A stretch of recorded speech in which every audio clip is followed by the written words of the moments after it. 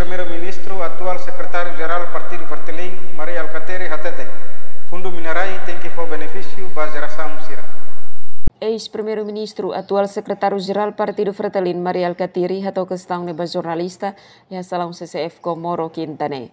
Secretário-Geral Partido Fertilin dehan lei define que 10% tolo despesa ba correntes ne governo nia direito. Laos la bele hasaitan, bele hasai mebe tem que investimento ho retorno. Nedehan, parlamento ne maioria e oposição.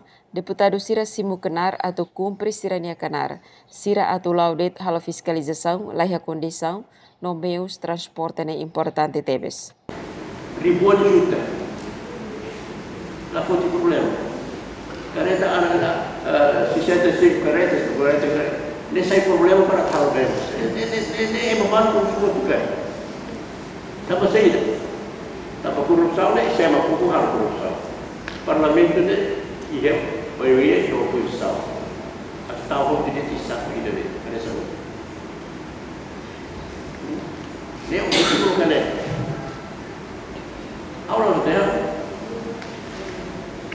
ia direito para ia direito. Kalau dia kita deputado se kenal atau cumprir se negara. Dia tahu dia apa fiscalização, dia. Então, meios de transporte que é importante ter. Agora, gestão tem que ter na cara de gestão avançada. Emerenciana Pinto, STL News.